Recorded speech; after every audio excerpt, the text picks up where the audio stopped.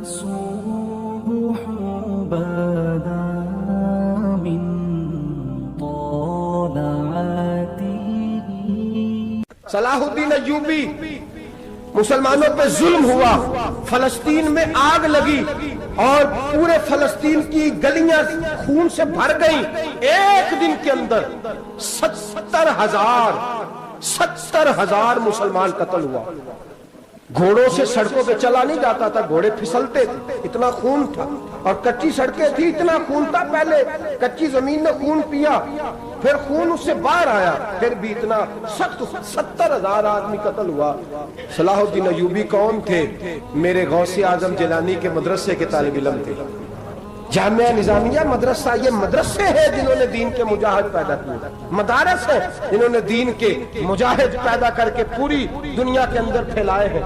مدارس کے اندر دہشت گردی آئی، میں اختلاف نہیں کرتا، لیکن ابھی بھی مدرسے ہیں جن مدرسوں سے رسول اللہ کے دین کا سچا درس دیا جاتا ہے، امن، پیار اور محبت کی فضا کو عام کیا جاتا ہے وہ مدارس. اور انشاءاللہ قیامت کی صبح تک وہ مدرسے قائم رہیں گے.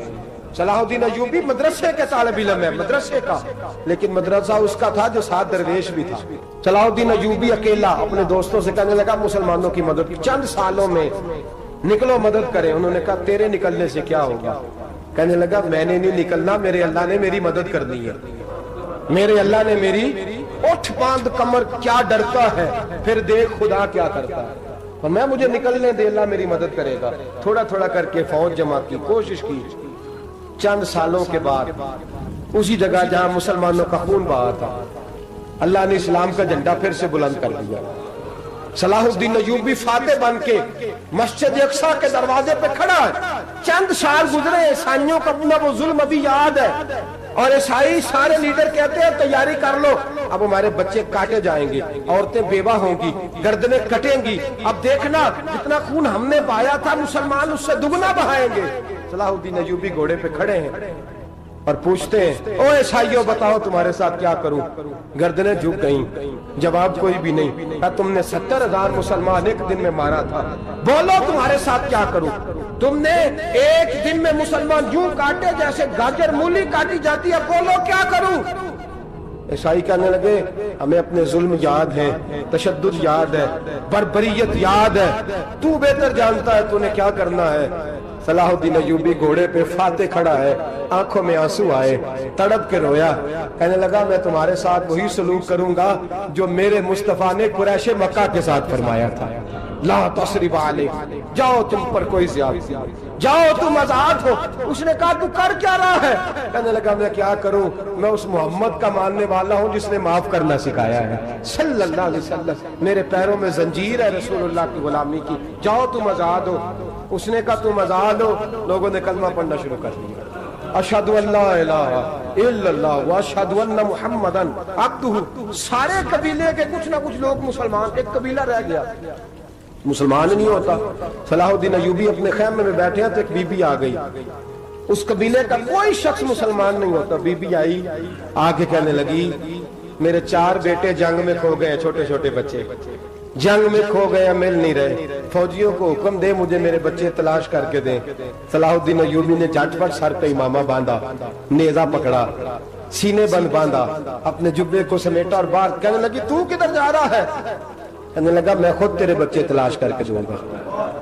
صلاح الدین چند سپاہی ساتھ ہے، گلی گلی نکلے، گلی گلی فجر کے نکلے، اثر ہو گئی، تھک گئے.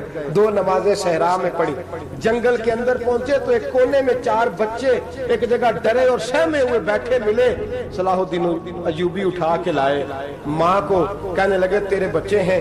نکلا اس لیے تھا کہ میرے نبی نے فرمایا بچے جدا ہوں تو ماں کو درد بڑا ہوتا ہے، اور میرے رسول نے فرمایا تھا جب جنگ کرنے جاؤ تو کھیت برباد نہ کرنا، فصلیں تباہ نہ کرنا، بچوں کو ماں سے جدا نہ کرنا. فرمایا میں سوچ رہا تھا تیرے بچے کہیں میری وجہ سے جدا ہو گئے تو مصطفیٰ کو جواب کیا دینا. فرمایا تیرے بچے ڈھونڈ کے لایا ہوں. بچے ماں کے پاس آنے لگے تو ماں نے بڑے بیٹے کے منہ پہ تھپڑ مارا. کہتا ہے اماں کیا ہوا؟ کہنے لگے تو نے سنا نہیں کہ دشمن کے بچوں کی اتنی حفاظت کرتا ہے، میرے پاس نہ جا، اس کے قدموں میں بیٹھ جا. جس نبی کے غلام اتنے سچے ہیں وہ نبی کتنا سچا ہوگا. جس نبی کے نوکر اتنے کھڑے ہیں وہ نبی کتنا کھڑا ہوگا. جا کے کلمہ پڑھ لے.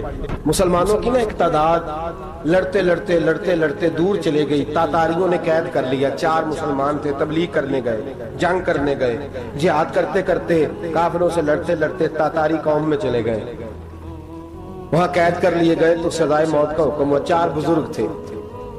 سزائے موت کا حکم ہوا تو تاتاری بادشاہ جو تھا وہ بڑا خلاف تھا, بڑا سخت مخالف تھا مسلمانوں کے. اس نے کہا کہ ان کو جب پھانسی دینا نا مسلمانوں کو تو میرے سامنے دینا. اب 4 عالم ہیں, 4 صوفی ہیں, سفید داڑیاں, سر پہ امامے. پھانسی کا وقت آیا تو جو پھانسی گھاٹ ہے وہ ایک ہے.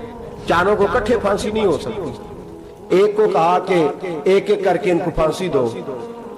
جب پھانسی کا وقت آیا نا تو جو سب سے پیچھے صوفی تھے وہ دوڑ کے آگے آئے, کہنے لگے بادشاہ پہلی باری میری لگا. پہلی. اب بادشاہ نے کہا ٹھیک ہے اسے لٹکا دو. وہ قریب آئے تو دوسرے دوڑ آئے, کہنے لگے نہیں پہلی باری میں نے زیادہ کافر قتل کیے, میرا بڑا جرم ہے, مجھے پہلے سزا دو.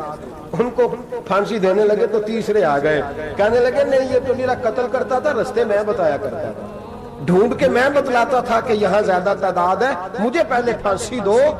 تیسرے کے ساتھ بات ہو رہی تھی تو چوتھا دوڑا آیا, کہنے لگا یہ رستے بتاتا تھا, یہ تبلیغ کرتا تھا, یہ سارا کچھ کرتا تھا, لیکن کہا یہ کہتے تھے چلو واپس چلتے ہیں, میں جانے نہیں دیتا تھا. میں کہتا تھا اور کافر مارنے اور علاقے فتح کرنے, میرا جرم بڑا ہے, مجھے پہلے پھانسی دو. بادشاہ کہنے لگا مجھے 35 سال ہو گئے حکومت کرتے, بڑی دنیا کو پھانسی دی ہے. لوگ تو ایک دوسرے کو دھکے دیتے ہیں کہ پہلے تو جا, اور تم کیسی قوم ہو کہ ایک دوسرے پہ قربان ہو رہے ہو. کہنے لگا تم ایک باپ کی اولاد ہو. جاگ رہے آپ لوگ. تاتاری بادشاہ, کافر بادشاہ, اسلام کی مخالفت کرتے ہیں. ایک باپ کی اولاد ہو کا نہیں, ایک قبیلے کے رہنے والے ہو کا نہیں, ایک ملک کے رہنے والے ہو نہیں. اس نے کہا رشتہ کیا ہے, تمہارا رشتہ کیا ہے؟ تو بول کے کہنے لگے خدا ایک ہے, نبی ایک ہے. خدا ایک ہے اور نبی منفرد ایک ہے. اس قوم کی نقصان بھی ایک ہی سب کا نبی. اللہ بھی, قرآن بھی ایک. کیا ہی اچھا تھا ہوتے اگر مسلمان بھی ایک. یوں تو سید بھی ہو, مرزا بھی ہو, افغان بھی ہو, تم سبھی کچھ ہو, بتاؤ کہ مسلمان بھی ہو. فرمایا ہمارا اللہ ایک ہے, نبی ایک ہے. تو کہا پھر ایک دوسرے پہ جان کیوں دیتے ہو؟ فرمایا ہمارے نبی نے ہمیں بھائی بنا دیا ہے. بھائی کا دل نہیں کرتا اس کی آنکھوں کے سامنے بھائی چلا جائے, ہمارا دل نہیں کرتا پہلے مجھے دے. بادشاہ کہنے لگا تمہارا جذبہ مجھے متاثر کر گیا, جاؤ میں تم چاروں کو آزاد کرتا ہوں, تمہیں آزاد کرتا ہوں. میرے دوستو یہ رنگ تھا, دیکھیں نا, یہ اس دھرتی نے نظام دیکھا ہے نا, اس فلک نے پہلی بار دیکھا, اس زمین نے پہلی بار. اور میرے حضرت صاحب فرمایا کرتے تھے زمین تڑپ کے روئی, اس نے پہلی دفعہ دیکھا. احد کا میدان ہے, 3 صحابہ تپتی ہوئی زمین پہ زخموں سے چور پڑے ہیں. حضرت انس بن نضر رضی اللہ تعالیٰ عنہ پانی کا پیالہ لے کے پہنچے. ایک زخمی سے کہا تجھے پانی پلانا ہے, تو کہنے لگا میرے زخم تھوڑے ہیں, وہ جو ساتھ پڑا اس کے زخم گہرے ہیں, پہلے اسے پانی پلا دے, جا اسے دے دے. اس کے پاس پہنچے تو وہ کہنے لگا وہ مجھ سے پہلے گرا تھا, اس کا زخم زیادہ گہرا ہے, اسے پانی پلا. تیسرے کے پاس گئے تو کہنے لگا چوتھا تڑپ زیادہ رہا ہے, اس کی عمر زیادہ ہے, میں تو جوان ہوں برداشت کر لوں, بڑھاپے کی وجہ سے نڈھال ہو گیا, پہلے اسے پانی پلا. چوتھا کہنے لگا 5ویں کے پاس جا. 5واں کہنے لگا 6ٹھے کے پاس جا. حضرت انس بن نضر کہتے میں رو پڑا, میں نے کہا محمد کے غلاموں, رسول نے تمہیں کیسا جذبہ دے دیا ہے, زبانیں پیاس سے باہر ہے لیکن تمہاری اخوت مرتے دم تک قائم ہے. کہتے میں 7ویں کے پاس گیا تو کہنے لگا اگر 6 قربانی دے سکتے ہیں تو مجھے خود غرض نہ سمجھ, میں نے نہیں پانی پینا, جا پہلے کے پاس لے جا. کہتے میں پہلے کے پاس آیا تو روح پرواز کر گئی, دوسرے کے پاس آیا تو روح پرواز کر گئی, میں 7ویں تک آیا تو انتقال کر گئے. کہتے ہیں پانی کا پیالہ میں نے اٹھایا اور میں نے زمین پہ رکھا تو میں نے کہا پانی گھما رہنا, محمد کے غلام مر تو جاتے ہیں پر ایک دوسرے کا خیال بڑا رکھا کرتے ہیں, گھما رہنا یہ مر جایا کرتے لیکن ایک دوسرے کا درد. میرے دوستو لٹا ہوا برما, روتے ہوئے مسلمان, سسکیاں اور آہیں لیتی ہوئی مائیں پوچھتی ہیں اے خاصہ اے خاصان رسول, وقت دعا ہے, امت پہ تیری آ کے عجب وقت پڑا ہے، وہ دین جو بڑی شان سے نکلا تھا وطن سے، پردیس میں وہ دین آج غریب الغربا ہے۔ فریاد ہے اے کشتی امت کے نگہ باں، بیڑا یہ تباہی کے قریب آن لگا ہے۔ اور کیا خوبصورت جملے کہے تھے کہ نبی پاک صلی اللہ علیہ وسلم نے، حضور نے فرمایا تھا میرا مومن ایک جان کی طرح ہوتا ہے، ایک جان کی طرح ہوتا ہے، ایک کو تکلیف ہو جسم کے ایک حصے کو سارا حصہ پریشان ہوتا ہے۔ فرمایا یہ ایک مکان کی طرح ہے، ایک اینٹ دوسری اینٹ کو مضبوط کرتی ہے۔ فرمایا یہ مضبوط لوگ ہیں، یہ مضبوط لوگ۔ حضرت عمر فاروق کا زمانہ ہے، ایک آدمی نے سیری بھیج دی ایک گھر میں بطور تحفہ، قحط کا زمانہ تھا، گوشت ملتا نہیں تھا، جانور، ایک آدمی نے سیری بھیج دی ایک آدمی کے گھر میں۔ اس نے کیا کیا؟ اس نے اپنی بیوی سے کہا ہماری تو خیر ہے، ساتھ والا پڑوسی زیادہ غریب ہے، ادھر نہ بھیج دے، یہاں گندم امیر شہر کی ہوتی رہی خراب اور بچی کسی فقیر کی فاقوں سے مر گئی۔ کہا ساتھ والے پڑوسی کے گھر سے میں کئی دنوں سے بھوک کی آوازیں، وہاں بھیج دے۔ اس کے گھر گئی تو اس کی بیوی شوہر کو مشورہ دیتی ہے، کہتی ہے میرے بچے تو دلیر ہیں، ساتھ والے کے چھوٹے ہیں، وہ گزارا نہیں، ادھر نہ بھیج دیں۔ ادھر گئی۔ ایک روایت ہے 7 گھر، ایک روایت ہے 21 گھر۔ 21 گھروں میں گھومتی ہوئی وہ سری پھر پہلے کے گھر میں آ گئی، اور پہلا صحابی کہنے لگا صرف تو نے ہی محمد کا کلمہ نہیں پڑھا، باقی بھی اس نے بھی پڑھا ہوا ہے، صرف تو نے ہی رسول اللہ سے یہ درس نہیں لیا، باقیوں نے بھی لیا ہے، اور صرف تیرے اندر ہی جذبہ اظہار نہیں، تو ہی صرف مسلمانوں سے پیار نہیں کرتی، سارے ہی پیار کرتے ہیں۔ وہ سری پھر آ گئی، اب کیا کرنا ہے؟ اب کیا کرنا ہے؟ تو امام نبوی نے لکھا ہے، وہ کہنے لگی کرنا کیا ہے؟ پکاؤں گی میں اور کھائیں گے 21 گھر، پھر بھی اکیلے نہیں کھائیں گے، پکاؤں گی میں اور کھائیں گے 21 گھروں کے مطابق شوربہ پکا، اور پھر برتن میں ڈال کے وہ بی بی ایک کے گھر کا دروازہ کھٹکھٹاتی ہے، کہتی ہے مصطفیٰ کے غلاموں نکلو باہر اور کھاؤ، اس لیے کہ جس نبی نے مجھے پیار کا حکم دیا اسی نے تمہیں بھی پیار کرنا سکھایا ہے، یہ رنگ چشم فلک نے سکھایا ہے۔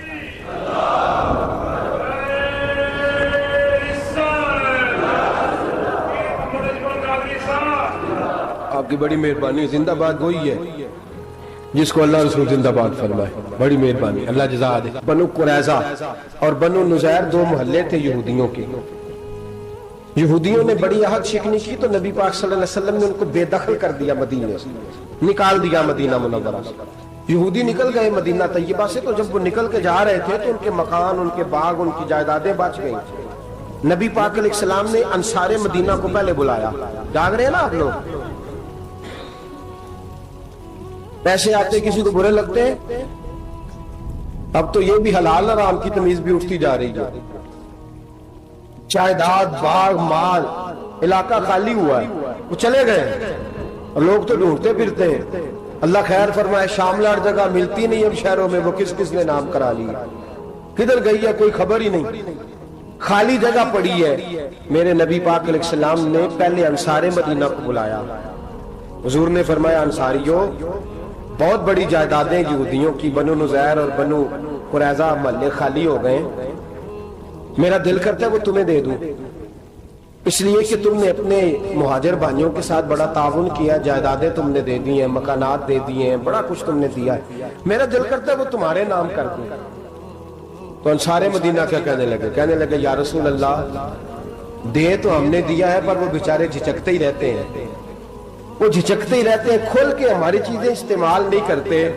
تو حضور ہم تو پہلے ہی انصار ہیں، ہمارے پاس بڑا کچھ ہے، آپ مہربانی فرمائیں وہ سارا کچھ مہاجروں کو دے دے مہاجرین کو، ہمیں نہیں چاہیے۔ اب چلے گئے بات کر کے، میرے حبیب پاک نے مہاجروں کو بلا لیا، فرمایا بنو نذیر اور بنو قریظہ قبیلے کی جائیدادیں آئی ہیں، تمہارے پاس بظاہر جو چیزیں ہیں بھی وہ بھی انصار مدینہ کی ہیں، تو میرا یہ خیال ہے کہ وہ سارا کچھ تمہیں دے دیا جائے۔ ابو بکر صدیق رضی اللہ تعالیٰ عنہ کہنے لگے یا رسول اللہ صلی اللہ علیہ وسلم ہمارے انصار بھائیوں نے ہمارے لیے دل تک کھول دیے ہیں، حضور انہوں نے ہر چیز بانٹ کے ہمارے سامنے رکھ دی ہے، ہم اتنے خرد غرض ہیں کہ سارا کچھ لپیٹ جائیں۔ کہا حضور ہمارے پاس جو مکان ہے وہ ہے، ہم کاروبار کر رہے ہیں، تجارتیں کر رہے ہیں، مزدوریاں کر رہے ہیں، ہم انشاءاللہ اور بنا دیں گے، آپ یہ ہماری طرف سے ہمارے انصار بھائیوں کو گفٹ کر دیں۔ آپ انہیں دے دیں. میرے حبیب کی آنکھوں میں آنسو آ گئے. میرے نبی پاک علیہ السلام رو پڑے. یا رسول اللہ آپ کیوں روتے ہیں؟ فرمایا تمہارا یہ بھائی چارہ قائم رہا تو اللہ اسلام کو بڑی قوتیں عطا فرمائے گا. اللہ طاقتیں دے گا اسلام کو اگر تمہارا یہ رنگ قائم رہا، یہ انداز. میرے غلاموں تمہارے یہ طور طریقے، ایک بھائی کہتا ہے دوسرے کو، دوسرا کہتا ہے تیسرے کو. عرض یہ کرنے جا رہا تھا کہ رسول کریم صلی اللہ علیہ وسلم نے یہ پیغام دیا امت کو. فرمایا دیکھیں نا کتنے بڑے لفظ ہیں. یہ نہیں فرمایا دوزخ میں جائے گا، یہ نہیں فرمایا کہ اسے جہنم کی سزا ملے گی. میرے نبی نے فرمایا میں اسے مومن مانتا ہی نہیں، میں اسے مسلمان اپنا مانتا ہی نہیں. حضور کسے؟ فرمایا جو پیٹ بھر کے کھاتا ہے اور اس کا ہمسایہ بھوکا سو جاتا ہے. میں مومن ہی نہیں مانتا. سزا تو تب ملے گی نا کہ جب میں کسی سزا کا اعلان کروں. میں مانتا ہی نہیں، وہ میرا ہے ہی نہیں. خود پیٹ بھر کے کھا رہا ہے، ہمسایہ اس کا بھوکا. میں نہیں مانتا انما المؤمنون اخوہ، مومن بھائی بھائی، میں مانتا ہی نہیں اسے. اور میرے حبیب پاک اتنے بڑے لفظ حدیث میں اور کہیں نہیں ملیں گے آپ کو، اتنے بڑے جملے کہیں نہیں ملیں گے. میرے نبی پاک نے فرمایا اللہ کہے گا قیامت کے دن. کون؟ اتنے بڑے لفظ حدیثوں میں ملتے نہیں جتنے یہ ہیں. حضور نے فرمایا رب فرمائے گا بندے سے کہ میں تیرے پڑوس میں بھوکا تھا، تو نے مجھے روٹی کیوں نہیں کھلائی؟ کون کہہ رہا ہے؟ اللہ کہہ میں بھوکا تھا تو نے روٹی نہیں دی، میں ننگا تھا تو نے کپڑا نہیں دیا، میں پیاسا تھا تو نے پانی نہیں پلایا، میں بیمار تھا تو تیمارداری.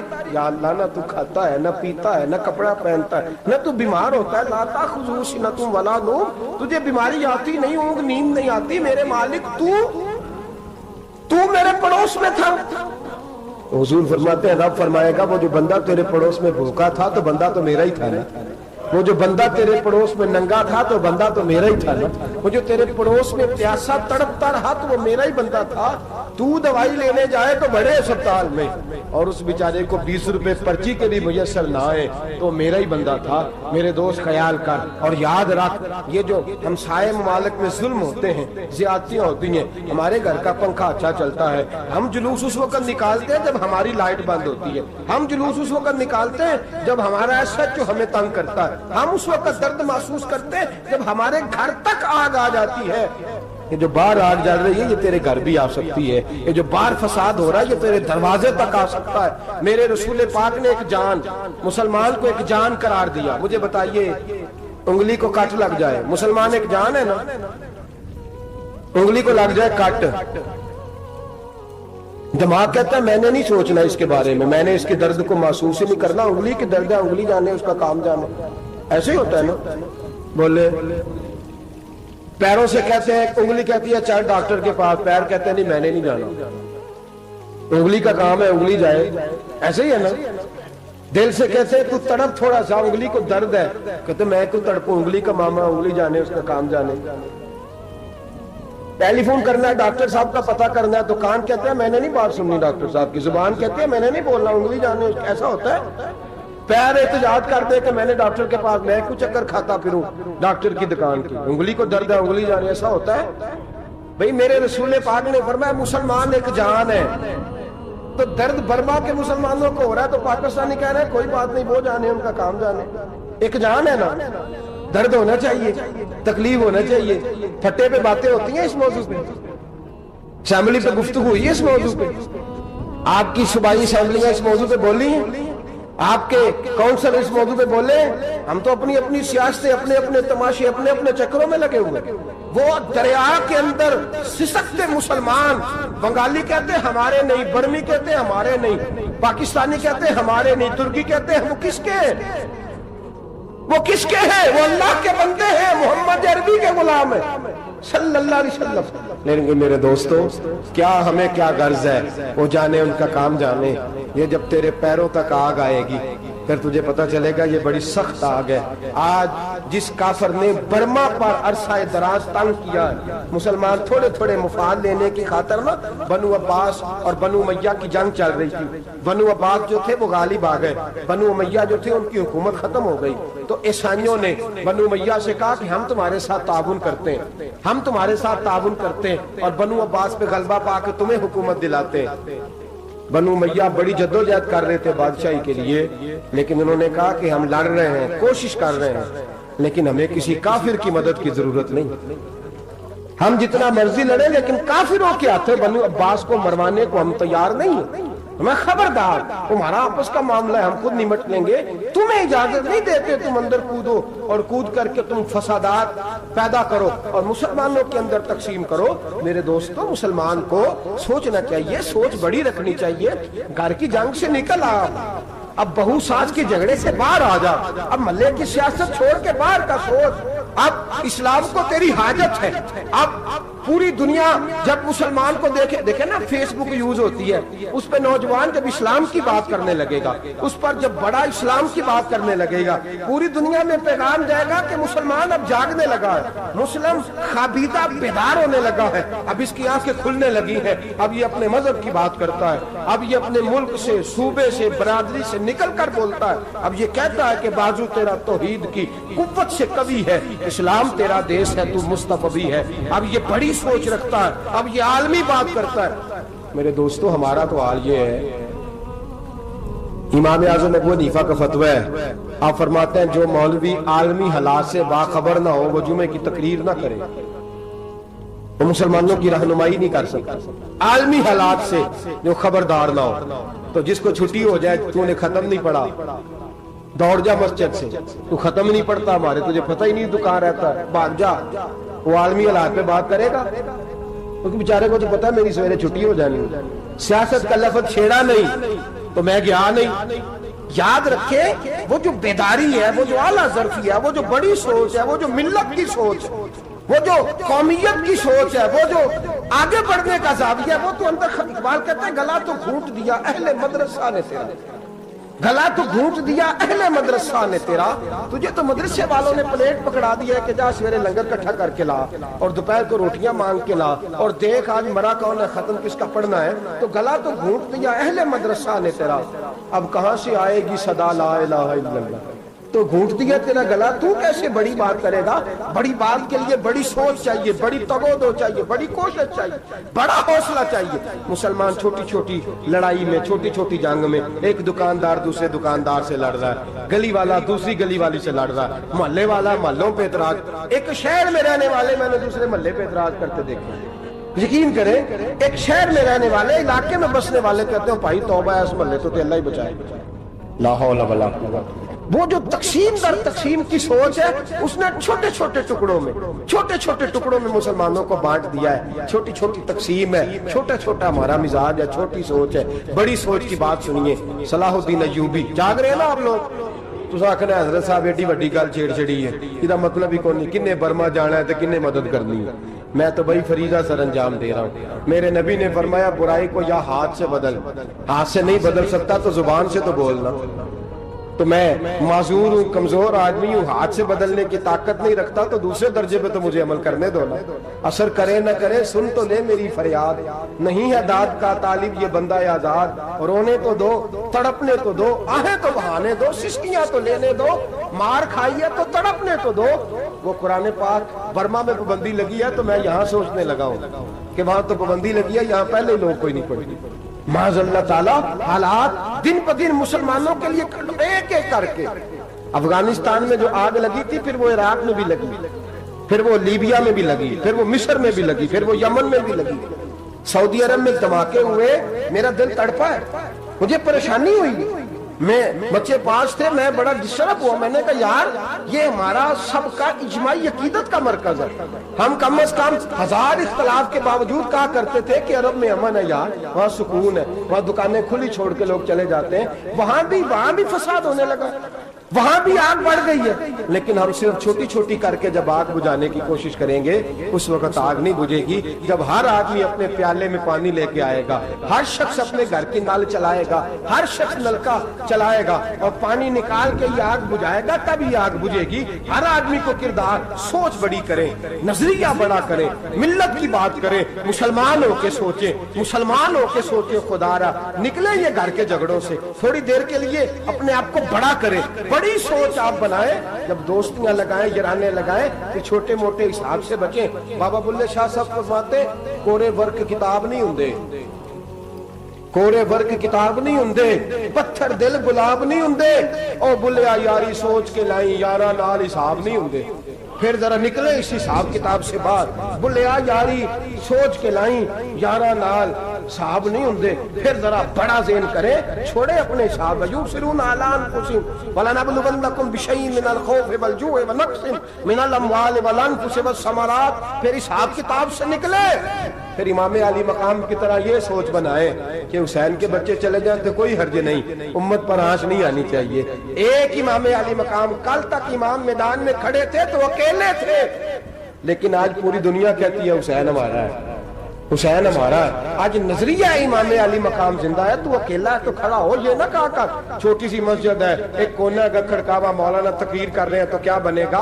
एक आवाज कहीं से गूंजा करती है, फिर उसमें तासीर मेरा अल्लाह पैदा फरमा दिया करता है, फिर उसके अंदर कुव्वत मेरा रब पैदा फरमा दिया करता है, फिर अल्लाह उसमें तासीर पैदा करके चार दांग आलम में फैला दिया करता है। जब आप नमाज पढ़ रहे होते हैं, जब आपका मुसल्ला आबाद होता है, सलाहुद्दीन अय्यूबी एक बुजुर्ग से मुलाकात हो गई, बैतुल मक़दस पर कब्जा था ईसाइयों का। तो सलाहुद्दीन बड़े परेशान थे। वो बाबा जी कहने लगे, पुत्र क्या हुआ? कहने लगे, हुजूर पता चला है दुश्मन के 2 बहरी बेड़े असला लेके आ रहे हैं। मुसलमान पहले ही कमजोर हैं, और अब अगर 2 बहरी बेड़े और आ गए तो हुजूर मसला बन जाएगा। तो मैं परेशान हूं कि किस तरह ये कम मसले वाली हमारी फौज है, कैसे मुकाबला करेगी। तो बाबा जी कहने लगे, पुत्र इस तरह करना, आज रात तू भी दुआ करना और मैं भी करूंगा, तू भी दुआ करना। आप नाराज ना होना, हम तो पीरों वाले हैं, हम तो पीरों के नौकर गुलाम हैं, हमारा तो गुजारा ही नहीं, हमें तो मिलता है सारा कुछ वहां से। पर मेरा सवाल ये है कि तवीज़ लेने जाते हो, नफल क्यों नहीं पढ़ते? रात अल्लाह अल्लाह क्यों नहीं करते? ये भी तो हमारे बुजुर्गों का ही तरीका है, उन्होंने तो हमें सिखाया है। सलाहुद्दीन अय्यूबी से बुजुर्गों ने कहा कि रात आज ना अल्लाह अल्लाह करना, तो मैं तेरे लिए दुआ करूंगा, तू भी दुआ करना। तो बंदा जब दुखी होता है तो सजदा करता है, तो फिर ही तो मुसल्ला भीग जाता है, फिर ही तो मजा आता है। सुखी बंदा तो काबे जाके नहीं रोता। दुखी थे, तकलीफ थी, तो सर रखा सजदे में तो तड़प गए।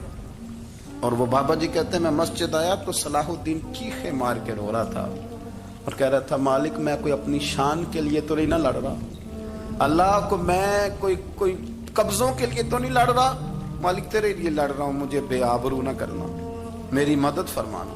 कहते मैं आया था कि मस्जिद में दुआ करूंगा, पर सलाहुद्दीन अय्यूबी को रोते देखा तो मैं लौट गया। तो सवेरे सलाहुद्दीन मिले तो बड़े खुश थे।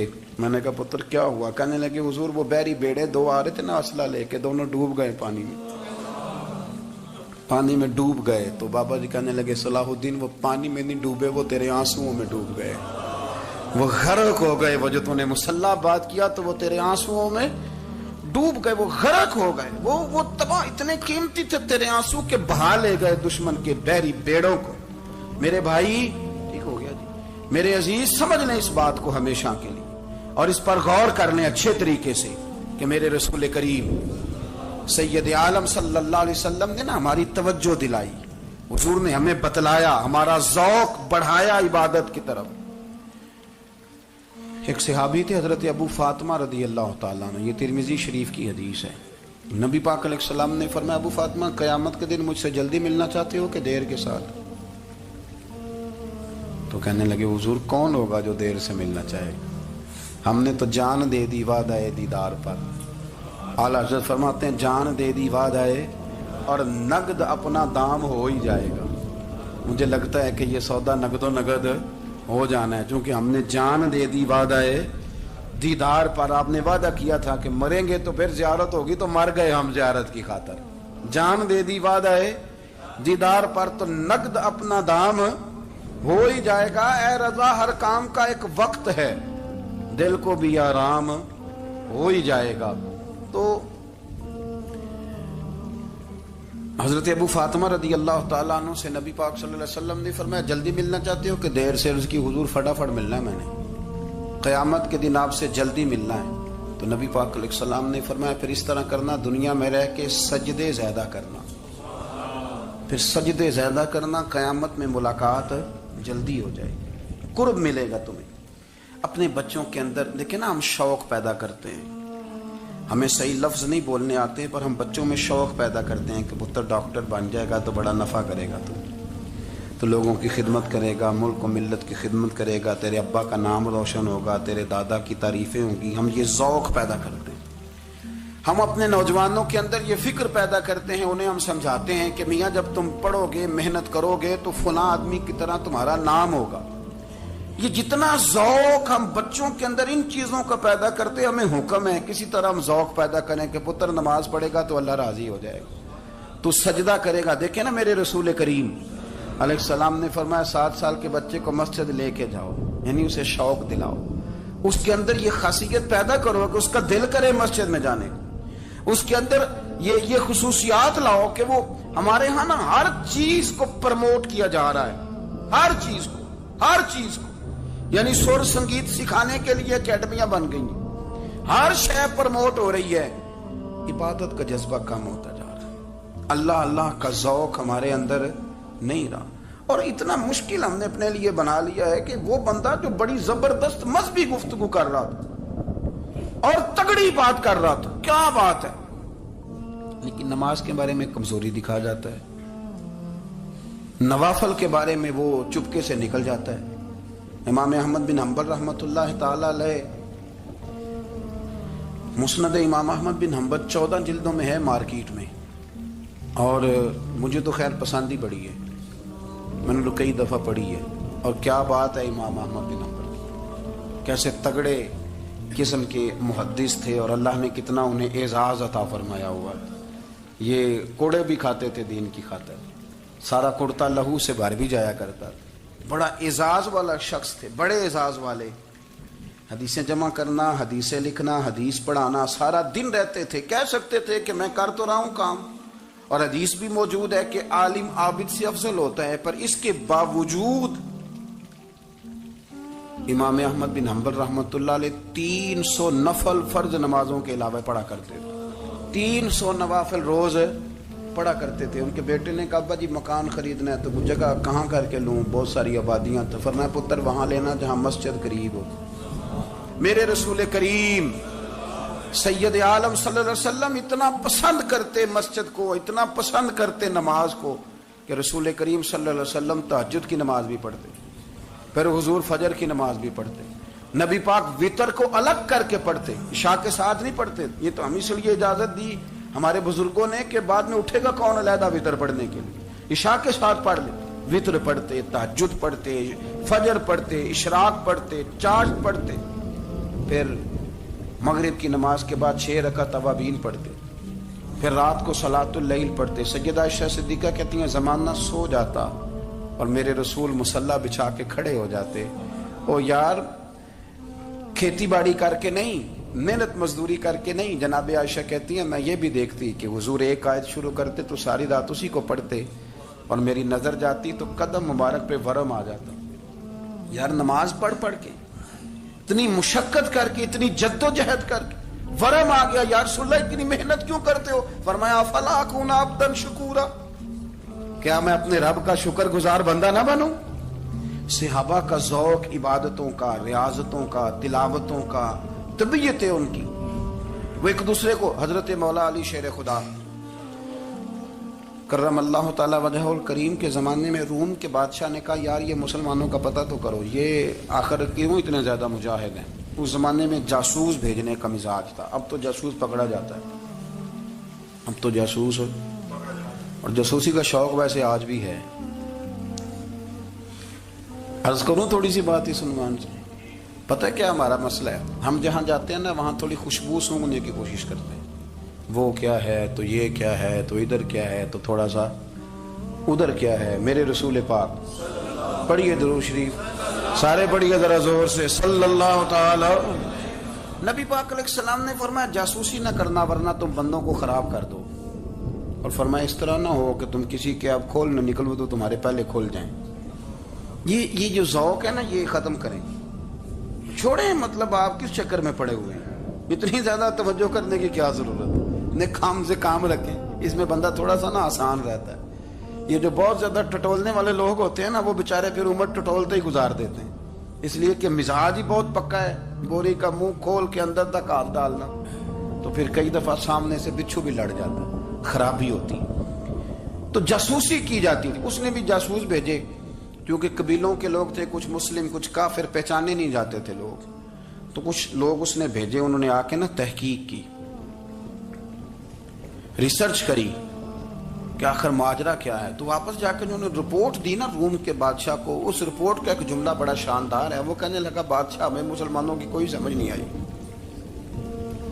ہمیں کوئی سمجھ نہیں آئی۔ انہوں نے کہا بھی کیوں نہیں سمجھ آئی؟ کہنے لگے یار عجیب بندے ہیں، جب رات مسلح پہ بیٹھتے ہیں تو یوں لگتا ہے ان کا دنیا سے رشتہ ہی کوئی نہیں، کوئی کسی کو نہیں جانتا، کوئی اپنے دکھ سنا کے رو رہا ہے، کوئی اپنی بات کر کے رو رہا ہے، لگتا ہے کہ ان کا کوئی رشتہ ہے ہی نہیں جب مسلح پہ بیٹھتے ہیں۔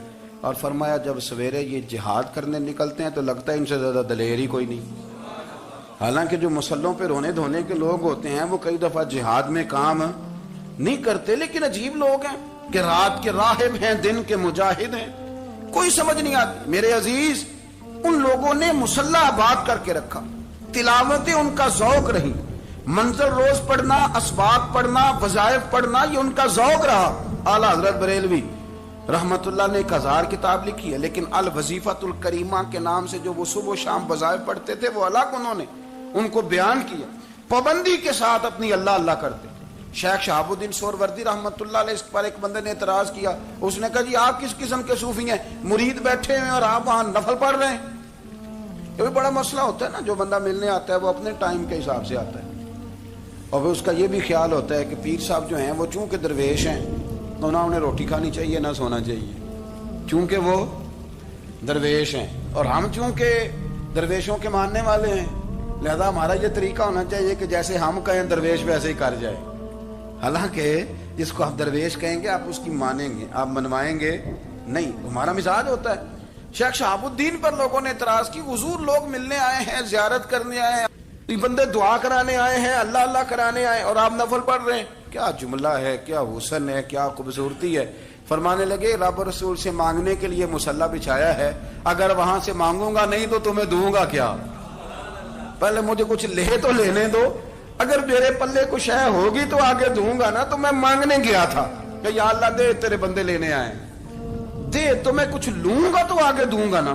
لیکن ہمارا یہ سٹیٹس، یہ مزاج، یہ شعور نہیں ہے۔ گپیں، کہانیاں، داستانیں، گفتگو، خطابت، واز، کیا بات، لیکن اگر کچھ کرنے کا کام ہو تو وہ نہیں ہم سے ہوتا۔ میرے نبی کریم علیہ الصلوۃ والسلام نے مصلی سے دل لگانے کا درس دیا، حضور نے توجہ دلائی، صحابہ اس ذوق کے حامل لوگ تھے، وہ کوشش کرتے تھے۔ جناب صدیق اکبر رضی اللہ تعالیٰ عنہ کا عبادت کا مزاج ہمیشہ قائم رہا۔ حضرت عمر فاروق ساری رات اللہ کے حضور کھڑے رہے۔